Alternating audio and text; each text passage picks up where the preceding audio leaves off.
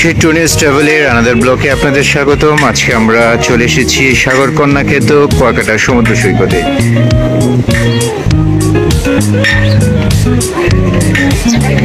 কুয়াকাটা সমুদ্র সৈকত হচ্ছে সেই সৈকত যেখানে একই সাথে সূর্যোদয় এবং সূর্যাস্ত দেখা যায়। পাশাপাশি কুয়াকাটা ভ্রমণে আপনি দেখতে পারবেন সুন্দরবনের একটি অংশ ফাতচার বন, তাছাড়া বিজয়চর, কাকড়াচর, সুটকিপল্লী, তাছাড়া কুয়াকাটা রয়েছে বেশ কিছু দর্শনীয় স্থান, গিয়ে ঘোড়ার রাইড চড়তে পারবেন। কক্সবাজারে যেই রাইডগুলো রয়েছে সেই রাইডগুলো সহ চড়তে পারবেন।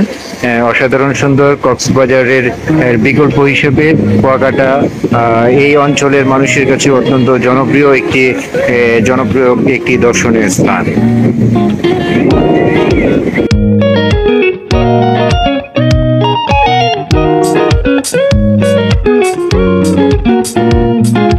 মনোযোগ দিয়ে ওনার বা পালনের জন্য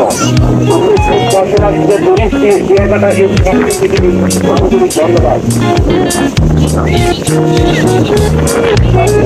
বৃষ্টিও পড়তেছে, গাছও নড়তেছে, তারপরে হচ্ছে লেবু দোলনাও চড়তেছে, পানিও ভাসতেছে, নিয়ানও নড়তেছে। আজকে আমরা অবস্থান করছি সাগরকন্যা ক্ষেত কুয়াকাটা সমুদ্র সৈকতে।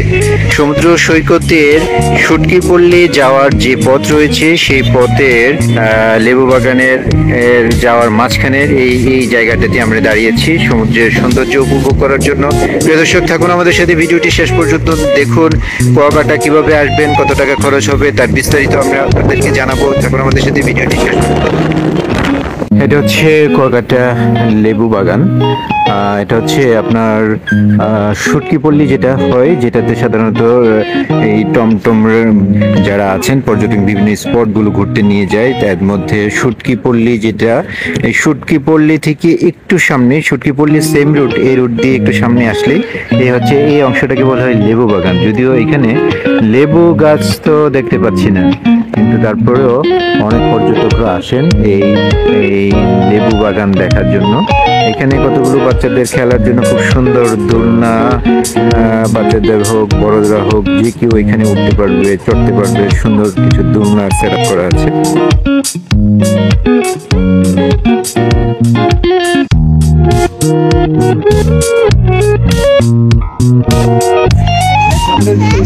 বৃষ্টিও পড়তেছে, গাছও নড়তেছে, তারপরে হচ্ছে লেবু দোলনাও চড়তেছে, পানিও ভাসতেছে, নিয়ানও নড়তেছে। হয়েছে ওমা, পিছনে দেখো একটা হাতি আসছে।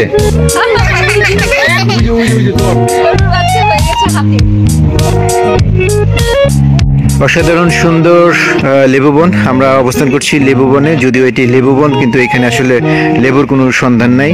এই হচ্ছে ফাতরার বন, সুন্দরবনের একটি অংশ ফাতরার বন। এই হচ্ছে বঙ্গোপসাগর। অসাধারণ সুন্দর কুয়াকাটা সমুদ্র সৈকতের। এগুলো কি করাচ্ছ, একটু দেখাও কি করাচ্ছ, একটু দেখো না, দেখাও দেখো দেখাও দেখো তো।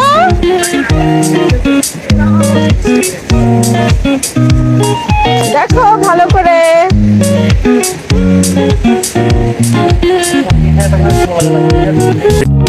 নদীমাতৃক বাংলাদেশে যারা নৌকা ও লঞ্চ চড়তে ভালোবাসেন, আরামদায়ক ও নিরাপদ ভ্রমণ করতে চান, তাদের জন্য কুয়াকাটা ভ্রমণে ঢাকা সদরঘাট থেকে ছেড়ে আসা রাঙাবালি খেপুপাড়া এমপি জামাল আর হচ্ছে একমাত্র কুয়াকাটার লঞ্চ। রাত 7টা থেকে 8টার মধ্যে সদরঘাট থেকে ছেড়ে আসা এই লঞ্চের ভাড়ার তালিকা যোগাযোগের নাম্বার ডেস্কবোর্ডে দেয়া আছে।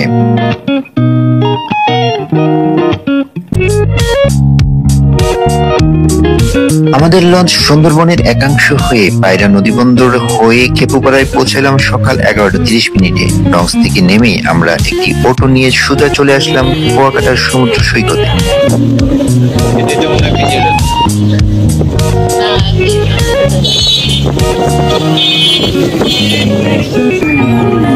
এই যে আমরা চলে এসেছি কুয়াকাটা বিচে।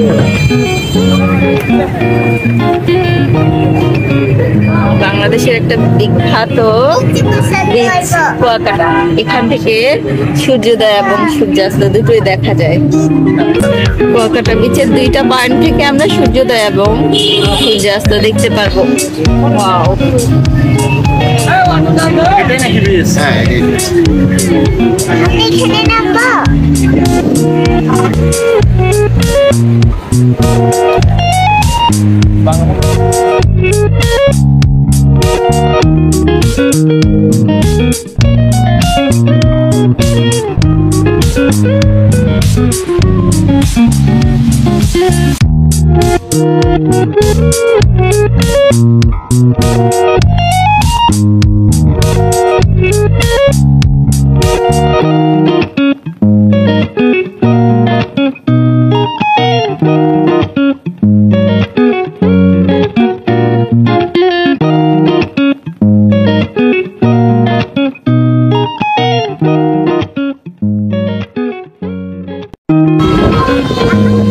দেখছো তুমি তো শুয়ে আছো, ঘুমাচ্ছ।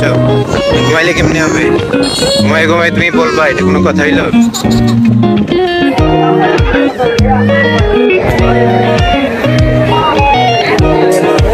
বাহ, এ কত বড় বাজার দেখছো। আর খাওয়া শেষ হলে বসতে হবে। ওই যে চেয়ার খালি। এটা কি মাছ ভাই? এটা কি মাছ? এটা কি মাছ?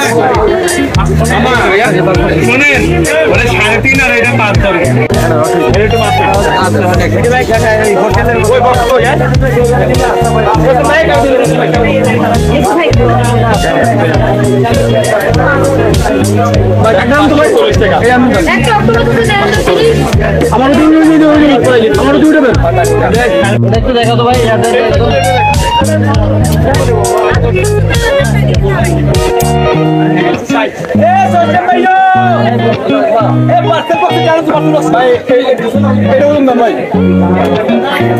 লেনা, কি কেনাকাটা করছো তুমি? এটা কি নিচ্ছ? এই ক্লিপটা নিবা? ওয়াও, এটা কি নিয়েছো? সানগ্লাস আর কি এটা?